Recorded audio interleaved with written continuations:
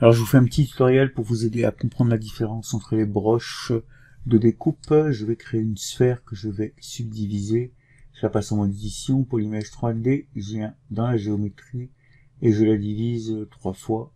Donc on le voit sur le SDIV et on voit qu'elle fait 130 000 points.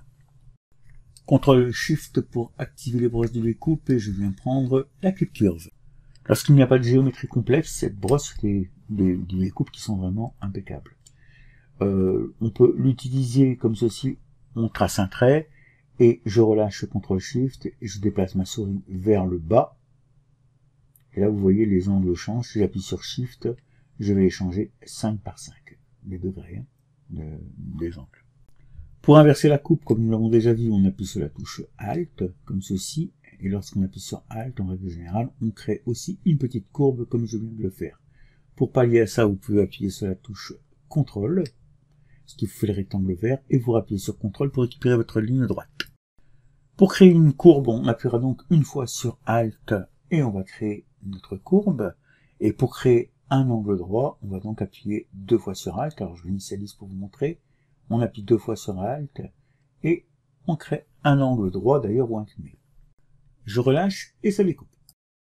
Cette brosse, contrairement à la brosse suivante, fonctionne avec la symétrie. Je vais activer la symétrie pour vous montrer. J'appuie sur X et je vais pouvoir venir ici, vous voyez les 2 points rouges, faire fonctionner ma brosse en faisant 2 découpes simultanément.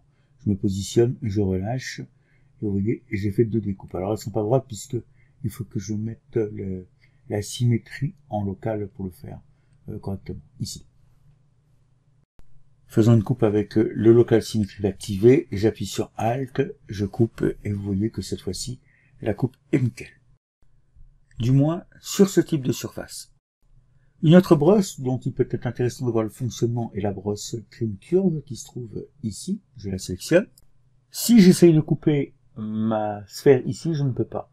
Regardez le message en haut à gauche de l'écran, écrit en orangé. Je ne peux pas parce qu'il faut que je dilate mes subdivisions, ou du moins au minimum que je les frise. Je vais donc les dilater, je vais cliquer sur Del Lower ici, ce qui a pour effet de dilater le système de subdivision. Voilà, maintenant je vais pouvoir couper. Et après la coupe, je pourrais appuyer sur CTRL D si je voulais remettre des subdivisions en place. Là, je vais activer la symétrie avec cette brosse, comme nous l'avons fait tout à l'heure, exactement de la même manière. Et si j'essaye, vous voyez, elle coupe, mais où est la deuxième coupe? Elle n'existe pas et vous voyez qu'elle coupe que dans le sens de la ligne ombrée.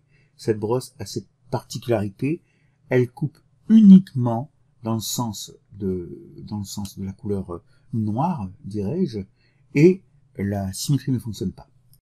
Il en sort de même si vous tentez d'inverser la section en appuyant sur Alt ou en faisant d'autres manipulations, ça ne marchera pas. Elle va couper dans le sens de la ligne ombrée. Pour que ce soit plus clair, je vous en fais une démonstration. Hop, j'appuie sur Alt, je relâche, et vous voyez, elle coupe dans le sens ombré.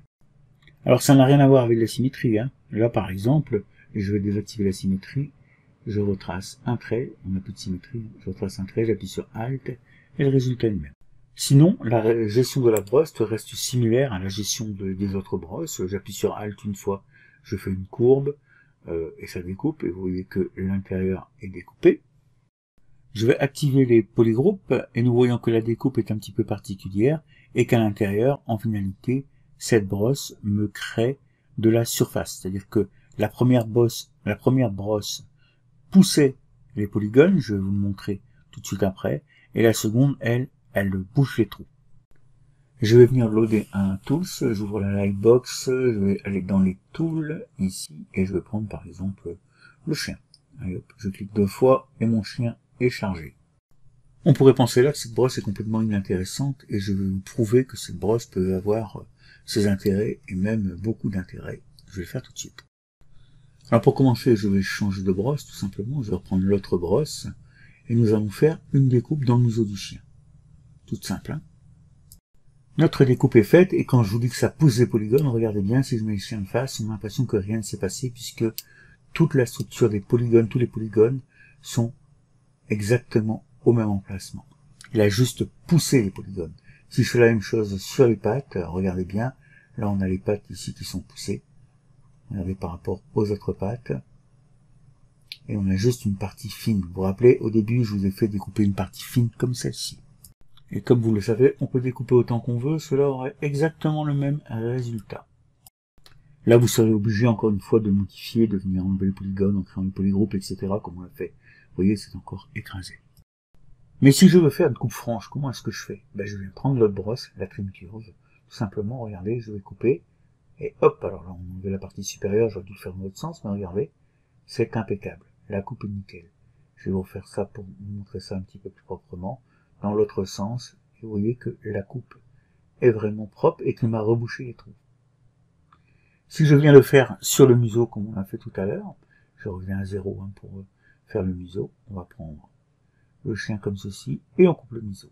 Regardez la différence, rappelez-vous de l'image de tout à l'heure, regardez maintenant le résultat, vous voyez ça a été découpé. Alors là j'ai des petits trous parce que j'ai pris un petit peu court, mais il m'a remplacé toute la matière à l'intérieur du museau, et donc c'est impeccable. Je peux recouper derrière, ça aura le même résultat, en coupant un petit peu de biais, regardez, il me rebouche le trou, on n'a plus les polygones qui sont écrasés. C'est la différence majeure entre ces deux broches. J'espère que vous avez bien compris et que mes explications étaient claires.